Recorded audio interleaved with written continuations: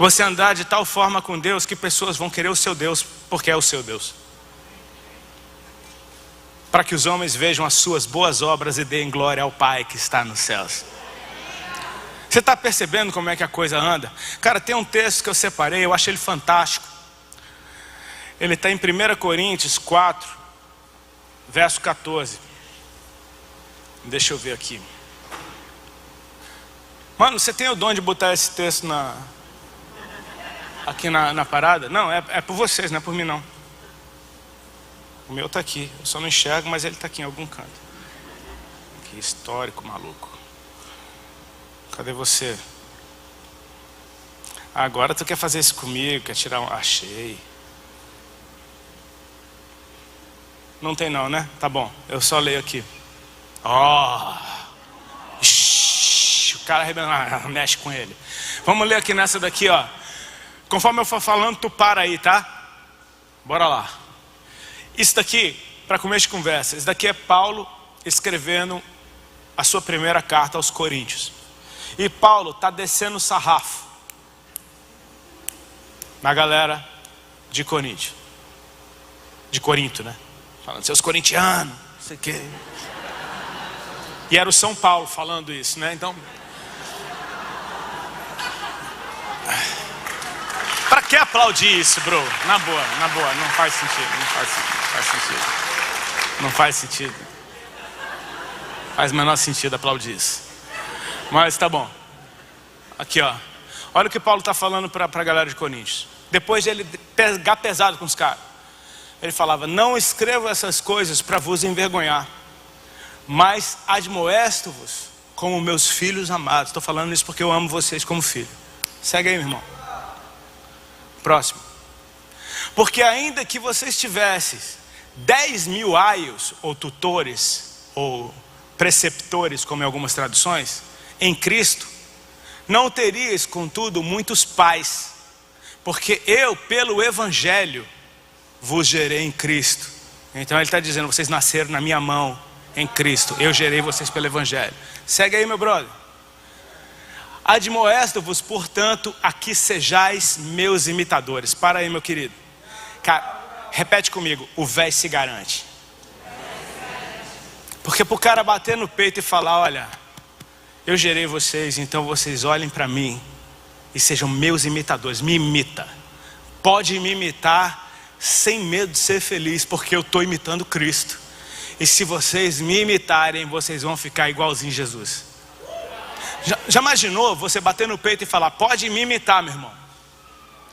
Ao contrário daquele Rodolfo covarde dizendo, não me segue, eu não sou novela, é Paulo dizendo, olha para mim. Amém? Olha para mim, sejam meus imitadores. Agora acontece o seguinte, Paulo não podia estar em Corinto para dar o exemplo. O que é que Paulo vai fazer? Segue o verso aí, por favor.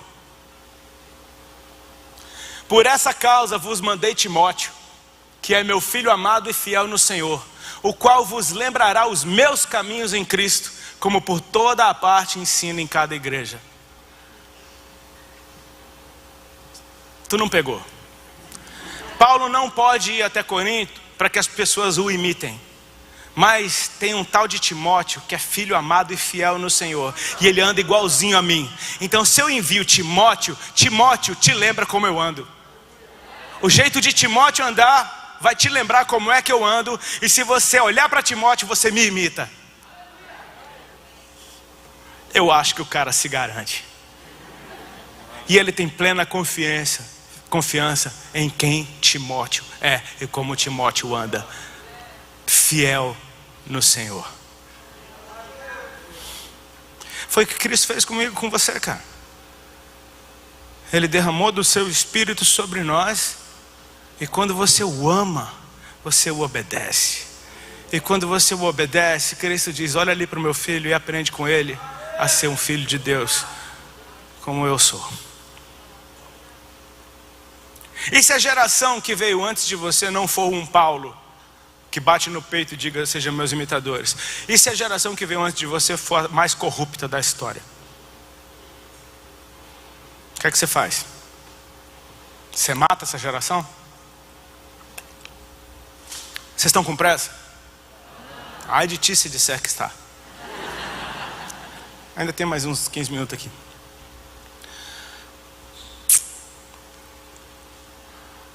Se tem uma geração sacerdotal que é sinônimo de corrupção, é o sacerdote Eli. Por que eu digo isso? Porque Deus deixou bem claro que a iniquidade da casa de Eli não sairia nem com holocausto, nem com sacrifício. Ou seja, cara, esse cara pode se arrepender o quanto ele quiser, que não vai rolar. Deus falou, amém? E o BO de Eli, qual era o grande BO de Eli, cara? Cara, Eli não era um adúltero, Eli não era prostituto. O problema de Eli eram os filhos dele. Os caras eram terríveis. Os caras roubavam as ofertas que se colocavam, que se traziam no templo. Os caras se deitavam com as mulheres que serviam na tenda. E o BO de Eli é que ele não repreendeu os seus filhos. Ou seja, o BO de Eli é criação de filho, bicho. Um belo dia, uma mulher chamada Ana, casada com Eucana, que tinha uma outra mulher chamada Penina. Penina tinha vários filhos e Ana não tinha nenhum. E Penina oprimia Ana porque ela não tinha filhos. Eles foram a Siló adorar a Deus. E chegando lá, Ana vai ao templo do Senhor e começa a derramar a sua alma diante de Deus e dizer: Senhor, se o Senhor me der um filho, eu te devolvo, esse filho é teu, vai servir no templo todos os dias da vida dele. E está lá Ana chorando e balbuciando de uma forma ininteligível. E Eli está sentadão na cadeira olhando para aquilo. E já pega pesado com a moça e fala: minha filha, para de beber, que hora é essa? E ela fala: meu senhor, não tenha a sua filha por filho de Belial, mas eu sou uma mulher amargurada de espírito, estou derramando meu coração diante do Senhor. Nessa hora, esse sacerdócio corrupto vira para ela e dá uma palavra de Deus e diz: seja feita conforme a tua petição, que o Senhor faça conforme a tua petição. Ele lançou uma palavra, sabe o que aconteceu? O semblante dela já não era mais triste, ela voltou para casa, coabitou com o seu marido e engravidou. Então, ainda que um sacerdócio seja podre, ele pode ser usado por Deus. Amém? 2 anos depois do menino desmamar, ela leva Samuel para ele cuidar. E você sabe, você conhece o fim da história, você fala: cara, Ana, não faz isso. Deus só estava testando seu coração. Não entrega o menino para ele cuidar, ele não sabe cuidar de mim, vai dar ruim. E ela entrega o menino para ele cuidar. E você fala: pronto, acabou, estragou tudo. E Samuel foi crescendo, até que chega num texto tal, quase, chega num texto tal, que diz assim: então Samuel estava dormindo no templo do Senhor, onde ficava a arca, a lâmpada ainda não tinha se apagado, e Samuel servia ao Senhor perante Eli. Ou seja, para Deus, era a Deus que Samuel servia, mas era perante Eli. Amém? Diz que naquele tempo as visões eram raras, a palavra de Deus não era frequente. E então Deus falou: Samuel.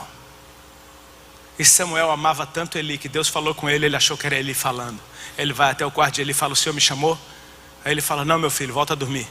Ele voltou, deitou, lá vem aquela voz de novo: Samuel. Ele corre, vai até Eli: o Senhor me chamou? Ele fala: não, meu filho, volta para dormir. Ele voltou para dormir. Uma terceira vez vem a voz: Samuel. Samuel corre até Eli de novo. E Eli entendeu que era Deus falando com o menino. Quem entendeu? Eli. E Eli falou: filho, se essa voz vier de novo, você vai responder assim: fala, Senhor, porque o teu servo ouve. Então foi um sacerdócio corrupto que ensinou Samuel a falar com Deus. Só estou dizendo, é a Bíblia. Samuel volta, imagina, cheio de expectativa. Mano, era Deus falando comigo esse tempo todo, cara. Deita e espera. E quando tem expectativa, aí vem diferente. E a Bíblia diz que veio diferente. Então veio o Senhor. Pá, fala da presença manifesta. Veio o Senhor e disse: Samuel. Mano, até me arrepio, parece que eu estou lá. E sabe o que é que Samuel diz? Fala, Senhor, porque o teu servo ouve. Uma geração que honra o que aprendeu com a outra. Aqui a gente tem mente de novela, entendeu? Que o mal é completamente mal e o bom é completamente bom. E nem todo mundo é totalmente ruim, nem totalmente bom. E aí Deus vai falar com Samuel agora, amém? Adivinha o que é que Deus vai falar com Samuel? Deus fala assim: eis que eu estou para fazer uma coisa em Israel, a qual todo aquele que a ouvir lhe tinirão ambos os ouvidos. Eu farei e eu cumprirei. O quê? Eu me levantarei contra a casa de Eli, porque seus filhos se fizeram execráveis e ele não os repreendeu. Mano, todo mundo fala mal de Eli, até Deus. Imagina, cara. Você talvez seja a única pessoa que gosta de Eli no mundo, e agora vem Deus e fala mal de Eli também. Eu conheço gente que pegaria uma faca e mataria Eli dormindo, dizendo: estou fazendo a obra de Deus. Porque Deus falou que ia acabar com a casa de Eli. Só que Deus não falou que era você que ia acabar com a casa de Eli. Ele falou: eu farei, eu cumprirei. Então por que o Senhor está falando? Só para você saber. Porque eu quero ver o que é que você faz com o que você sabe.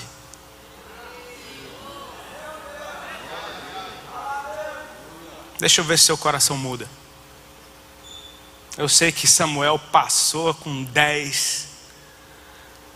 Porque Samuel amanheceu. Imagina, Deus falou com você pela primeira vez. Cara, eu tive umas experiências com Deus que no outro dia minha carne ainda tremia. Imagina Samuel acordando de manhã.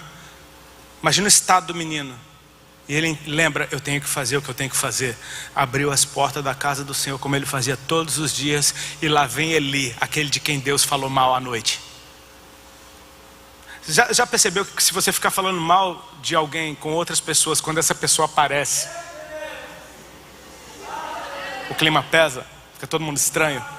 Imagina, Deus falou contigo à noite, falou mal de Eli, e aparece Eli. Samuel, olha o que Samuel faz: eis-me aqui, Senhor. Cara, ele continua igualzinho, continua honrando. O que é que Deus te falou ontem?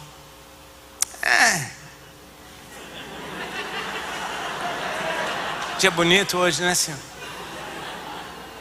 Ele aperta ele e fala: faça-te Deus outro tanto se você não me contar. Opa! Então Samuel contou tudo para Eli.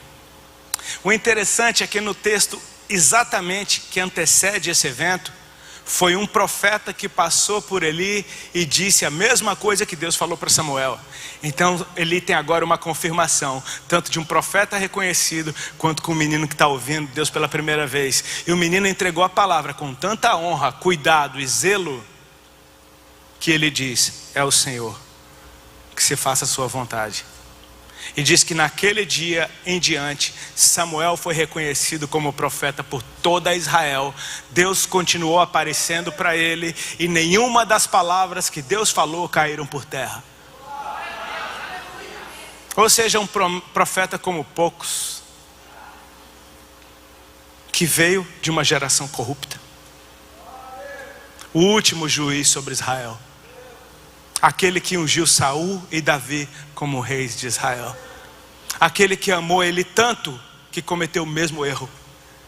Os seus filhos também não andavam como ele. Ele copiou ele até no erro. Eu quero te dizer, meu irmão, que a gente não tem desculpa nem para gerar filhos para Deus, para não gerar filhos para Deus por causa das nossas falhas, e nem para não nos ligarmos na fonte por causa de quem falhou com a gente, porque nós somos filhos dele, e o Espírito do Senhor está sobre nós. Amém.